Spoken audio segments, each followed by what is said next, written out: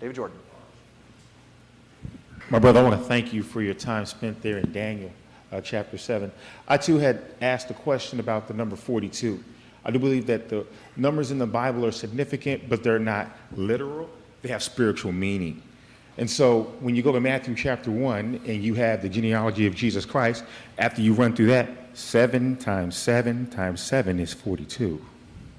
And so you have his whole genealogy is 42. You have in Numbers chapter 33 where Moses was instructed by God to grab a book, and as they were exiting, every place that tent popped up and went down, it was 42 times.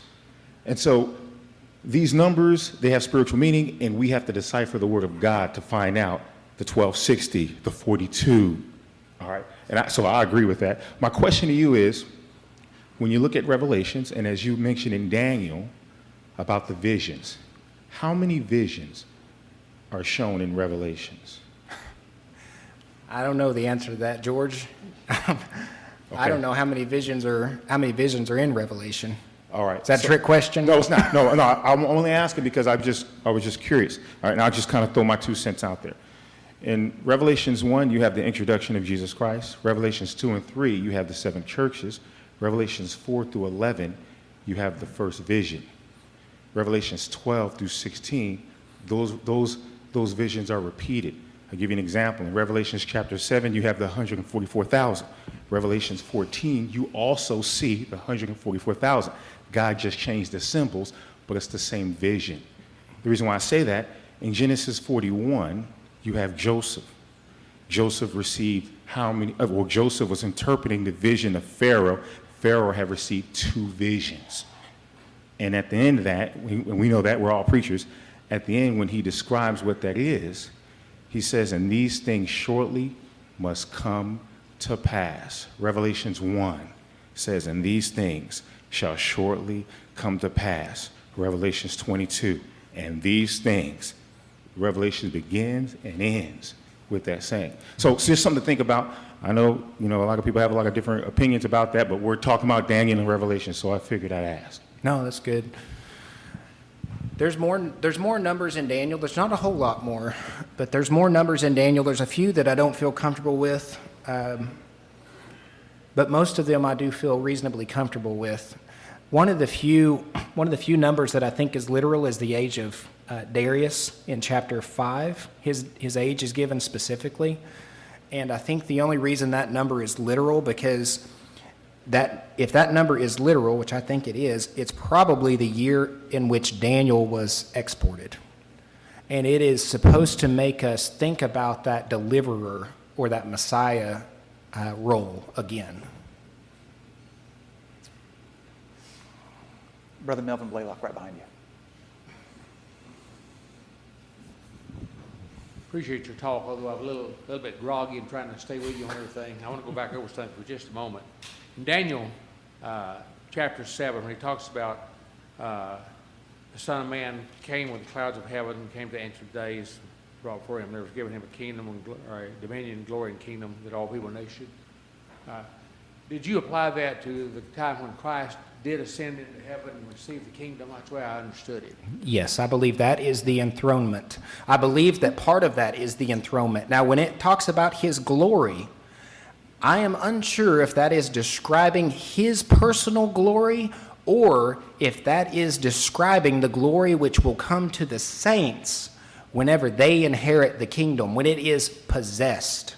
There is a possessing period of the kingdom. The open kingdom period is the time of active verbal possession. That's the period in which we're in, but the period is coming when it will be possessed and it's closed.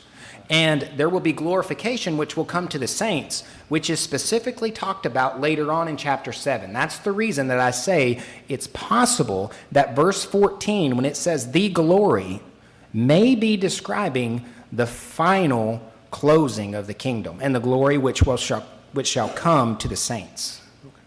Glad to get that clarification. I've been writing on that. That's been my position, that's when Jesus ascended into heaven and did receive the kingdom. Yes, verse 13 for sure. Yes.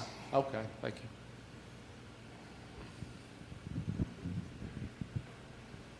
Any more? I'm surprised nobody asked if I might say right quick. We got one from George, but you want to take it first, or you want him to ask a question? You can ask. As somebody was going to ask specifically about the little horn, so I was prepared. So I believe that the little horn is the beast from the sea in Revelation chapter 13. I didn't say this, but I need to say it. The little horn in chapter 8 is not the little horn of chapter 7. It cannot be, because the little horn in 8 is said to come from the Greek Empire. It's Antiochus Epiphanes. He is a type of Antichrist. He's a type of Antichrist. The little horn in chapter 7 and the beast from the sea in Revelation chapter 13, it is my opinion, it is not the Catholic Church. I think the Catholic Church is far too small to be the little horn. I think that it is some type of government coalition or institution that probably has some figurehead amongst them. That is coming. It clearly tells us that he is going to prevail and win. It says he will. It's a pseudo-win. A pseudo-win. It's apparent. It's like when Jesus was killed. It was apparent that he was ultimately defeated. But he was not. He resurrected. And like the witnesses in Revelation chapter 11, where they are killed and they lay in the street for 3.5 days, it was only apparent because they came back. And so I think a time of war, extreme war and tribulation is coming. I'm not saying that we should, have that doomsday attitude, because ultimately we do win. But the point is, at the end of chapter 7, when his cognitions much troubled him, Daniel seen, we better be aware. We better be aware and be prepared. That's the reason that we have to have faith and patience. If we're not prepared, we won't have faith and patience. So I think it's a government. We've been talking about government this whole time throughout Daniel, and so I don't think we've strayed from that. I think that this fourth beast is Rome and beyond. I don't think that it is just Rome. I think that Rome is a type of government that came, and that since Rome, we have had Rome-like governments since that period. He's going to say in chapter 13 and verse 7 that beast from the earth, he's going to be acting as an agent for that beast from the sea, that he would control commerce. He would control commerce. He's going to control what is bought and what is sold. I know we don't like to think about that kind of stuff, but it's going to happen. Something's going to happen.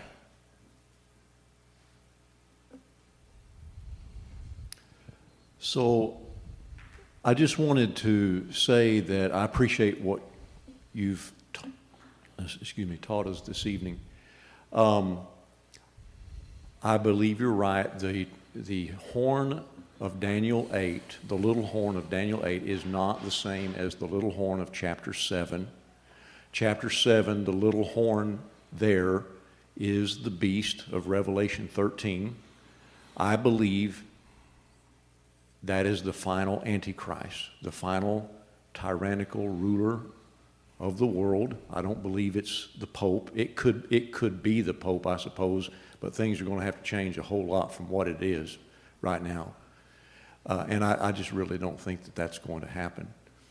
But I think we need an education in dispensationalism, because I think in the past, that, at least speaking for myself, I was afraid to say there'll be a final Antichrist, that there'll be a final battle of Armageddon, because then I'll be a dispensationalist, and that's just not true.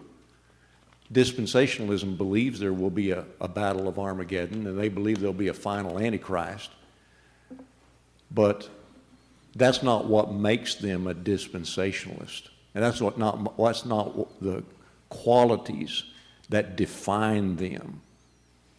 And so the Bible is teaching there will be a final Antichrist, a tyrannical ruler of the world that's going to persecute God's people. Things are going to get worse and worse until virtually there is no church left.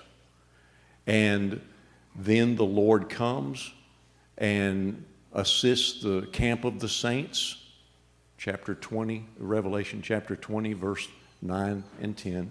And the world comes to an end. That is the end of the world, the battle of Armageddon. That is Judgment Day. And that is the Lord coming to destroy the world. That's the battle of Armageddon. And I believe that you're right that, well, I don't know if you said this. You said so much. Daniel 12, I believe the first few verses is the final resurrection, the bodily resurrection at the end of time. And I don't believe it's a spiritual resurrection. And I believe that you're right, that Daniel is seeing not just the inauguration of the Messianic age, but he's seeing the consummation of that age as well. Yep. So, but the things that define dispensationalism and makes it sinful is the thought that the church became Plan B in God's scheme of redemption. He was going to set up an earthly kingdom when the Lord first came, and the Jews are still God's special elect people, and they're going to go to heaven just because they're Jews. And all of that is heretical. It is sinful. You cannot believe that stuff and be saved. And those are the issues that make dispensationalism sinful and wrong. But the idea of a battle of Armageddon is clearly taught in Revelation chapter 16, for one, and the final Antichrist is taught in 2 Thessalonians chapter 2, is taught in Revelation chapter 13, and other places as well. So anyway, I just wanted to kind of commend you for your presentation this afternoon. Appreciate that. Any other comments or questions?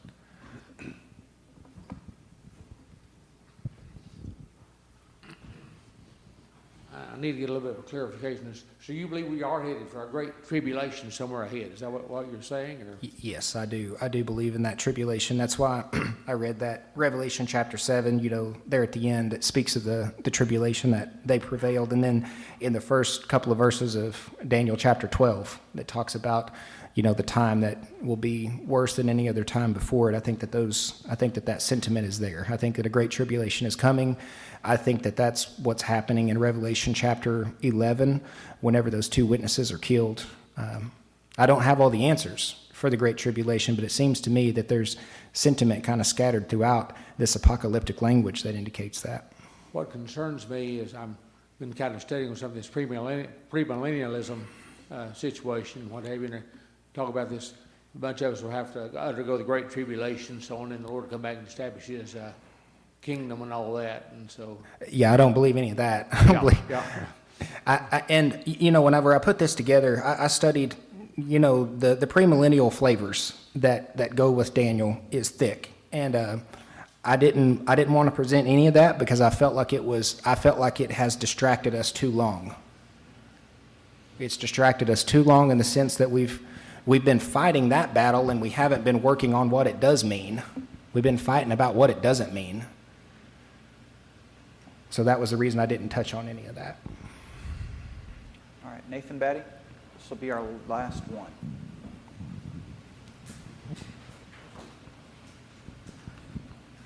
Thanks, Adam. There's a lot to take in there, especially if it's the first time hearing, because there's a lot of structure stuff that we're not familiar with, something that's helpful to see in writing or in diagrams.